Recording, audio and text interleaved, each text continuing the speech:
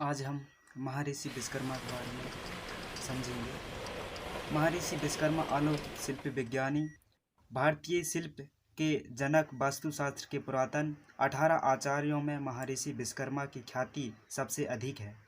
उन्होंने ललित कला की दिशा में नए वैज्ञानिक आविष्कारों और नई पद्धति को प्रचलित किया। इसी कारण आज सभी वर्ग के शिल्पी, ज्ञानी, वैज्ञानिक और कला साधक उन्हें अपना गुरु और आराध्य मानकर उनकी पूजा अर्चना करते हैं। शास्त्रों और वेदों में विश्वकर्मा को सृष्टिकर्ता, प्रजापति, संवत्सर, सर्वस्वकर्ता और परमात्मा के रूप में भी माना गया है।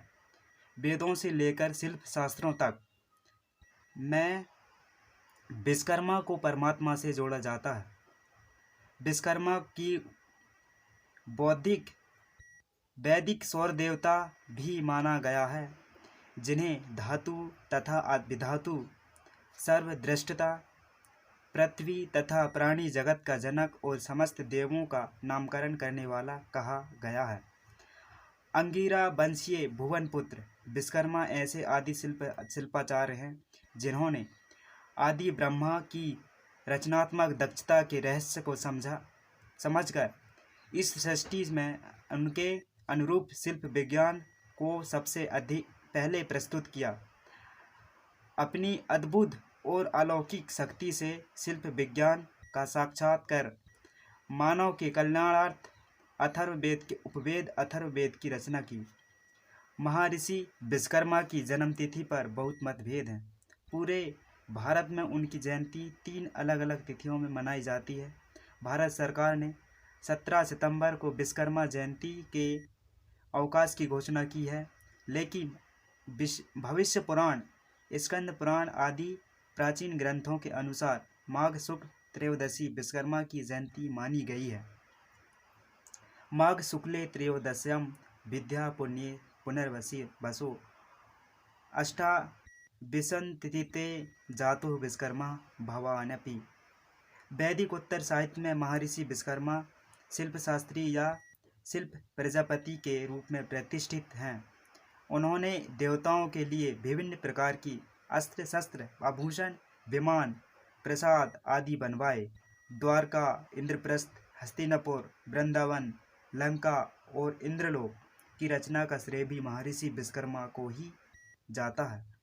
हिमालय की प्रार्थना पर उन्होंने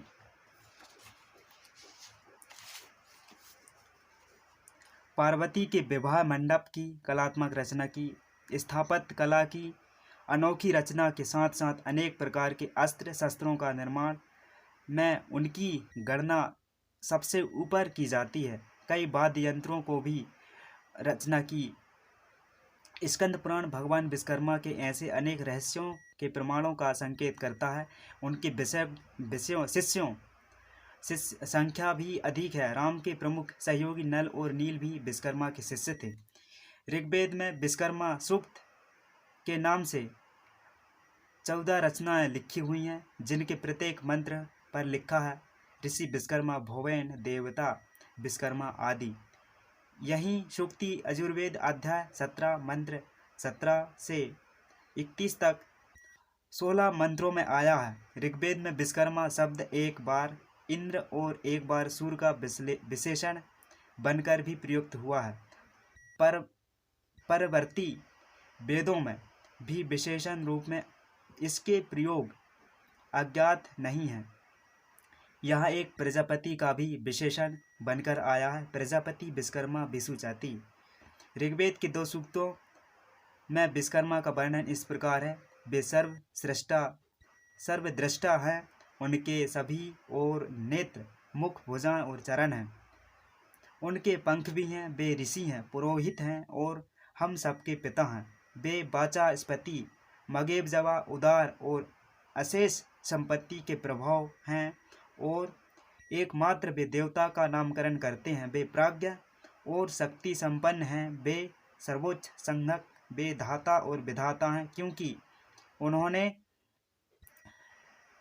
ही पृथ्वी को उत्पन्न किया और आकाश को अनावृत किया है। ऋग्वेद का एक मंत्र प्रजापति शब्द सविता का विशेषण बनकर आया है, जहाँ सविता को स्वर्ग का धारक और विश्व का प्रजापति बताया गया है। एक अन्य मंत्र में इंद्र और त्वष्टा के साथ तुलित सोम का विशेषण बनकर प्रजापति शब्द आया है। दशम मंडल में 4 बार इस शब्द का एक स्वतंत्र देवता के अभिमान की तरह प्रयोग हुआ है। प्रजापति देव को प्रशस्त प्रजा देने के लिए पुकारा गया है और विष्णु त्वष्टा और धाता के साथ उन्होंने अपत्य दान के लिए वे गौओं को उर्वरा बनाते हैं। संतानों प्राणियों के रक्षक होने के नाते प्रजापति आवाहन अर्थात अथर्ववेद में भी किया गया है। उनकी स्तुति में कहे गए एक ऋग्वेदिक सूक्त के अंतिम मंत्र में उनके नाम से आवाहन हुआ है। इस सूक्ति में उनकी स्तुति पृथ्वी की स्वर्ग ललित और निशेष प्राणियों के स्त्रष्टा के रूप में की गई है। वे अशेष सत्ताओं के एकमात्र अधिपति, प्राणियों और गतिमानों के एकमात्र राजा, सब देवों के ऊपर एक देव बनकर आविर्भूत हुए हैं। उनके विधानों का पालन सभी प्राणी और देवता करते हैं। उन्होंने स्वर्ग और पृथ्वी को भी स्तंभित किया। वे अंतरिक्ष में लोक परिभ्रमक हैं।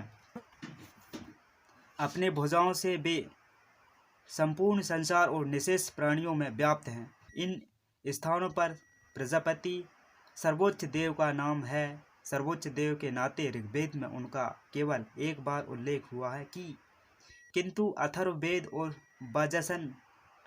वाजसनेयी संहिता पर साधारणतः और ब्रह्मांड में सर्वत्र ही उन्हें प्रमुख देवता मानकर उनकी उपासना की गई है।